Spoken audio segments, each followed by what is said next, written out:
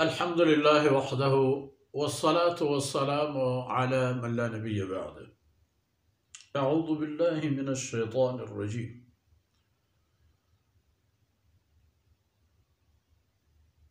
ونفخ في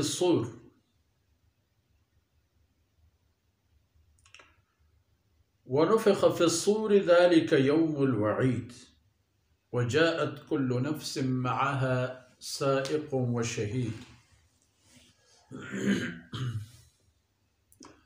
لقد كنت في غفلة من هذا فكشفنا عنك غطاءك فبصرك اليوم حديد. وقال قرينه هذا ما لدي عتيد. سبحانك لا علم لنا إلا ما علمتنا إنك أنت العليم الحكيم. رب اشرح لي صدري ويسر لي أمري واحلل عقدة من لساني يفقه قولي واجعل لي وزيرا من أهلي رب زدني علما وارزقني فهما. ثم أما بعد.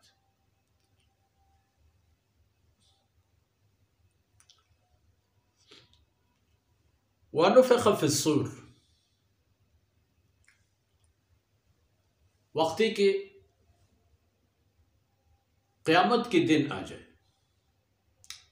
اور قیامت کے دن آنے کی صورت میں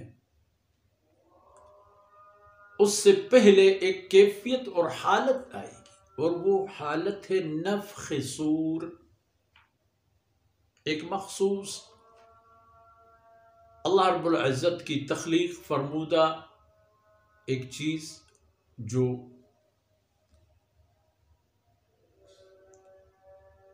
شاخ جیسا ہے، سینگ جیسا ہے،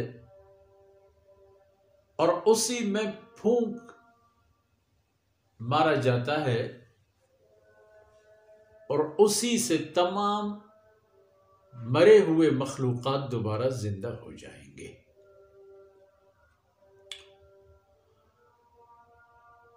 ذالک یوم الوعید، یہی دن ہے میعاد جس کا وعدہ کیا گیا تھا، اس کے لیے تو تمہیں بتا دیا گیا تھا، وہ یہی دن ہے۔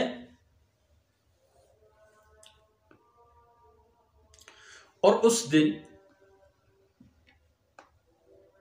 ہر انسان جو اپنے قبر سے نکالا جائے گا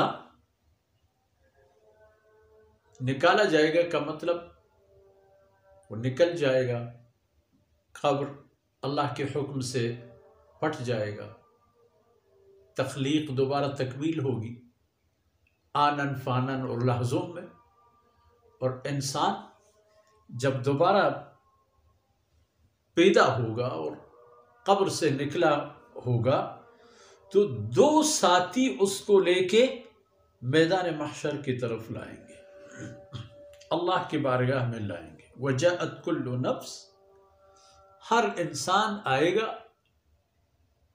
حساب و کتاب کی طرف، اس حالت میں کہ معہا سائق و شہید، ایک ساتھی اس کو ہانک رہا ہوگا، چلو چلو اس طرف چلو اس طرف چلو، اور ایک گواہ ہوگا، وہ شہید، شہادت دینے والا۔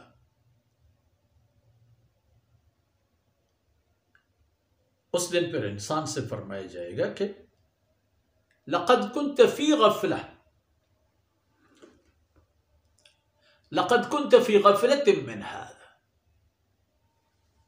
یہی دن اور یہی حالت اور یہی کیفیت تھی جس کے بارے میں تم بے خبر تھے، غفلت کے شکار تھے، جس کو خاطر میں نہ لایا کرتے تھے۔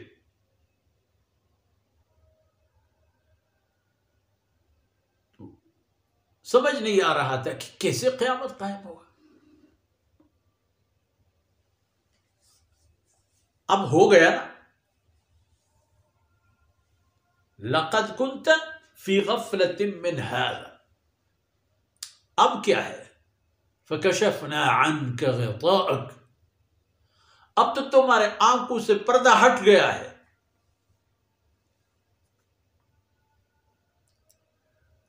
فکشفنا عنک، اب ہم نے پردہ اتار دیا ہے، ہٹا دیا ہے. فبصرک اليوم حدید، اب تو تمہاری آنکھیں بہت تیز اور خوب دیکھ لیتی ہیں، ذروں کو بھی دیکھ لیتی ہیں.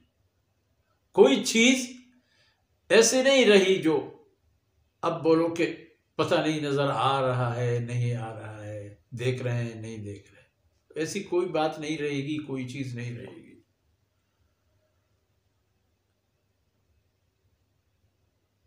اس عالم میں انسان کو میدان محشر سے اٹھایا جائے گا کہ وجاءت كل نفس معها سائق وشہید. ہر انسان کو دو فرشتے لے کے آ رہے ہوں.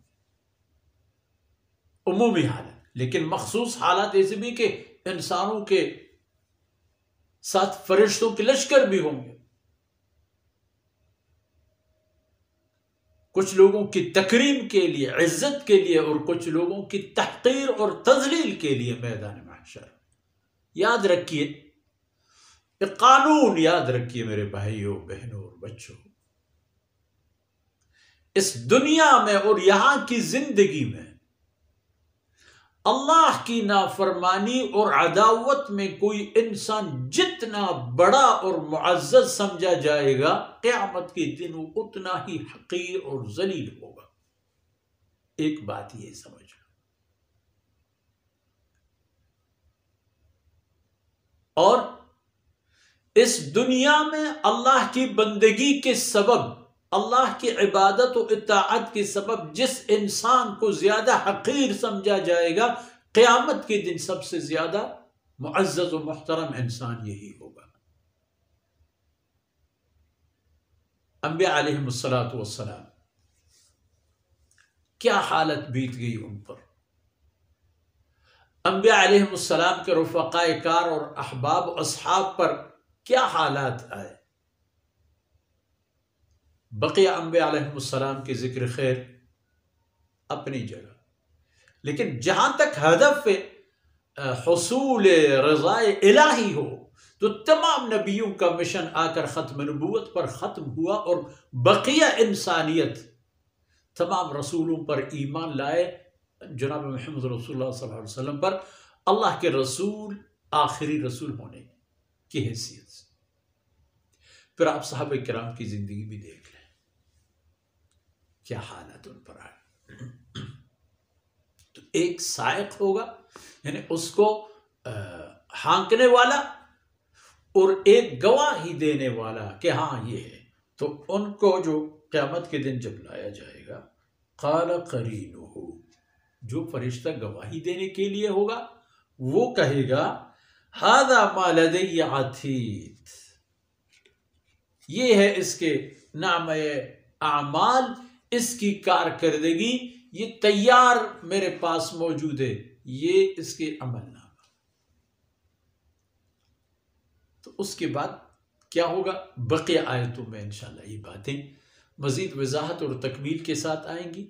اللہ رب العزت قرآن اور سنت کو ہماری زندگیوں کا نور بنا دے، اور ہمیں ان کے نور کے سائے کے نیچے اپنے رحمتوں تک پہنچا دے. وصلی اللہ علی نبینا محمد وعلی آلہ وصحبہ اجمعین.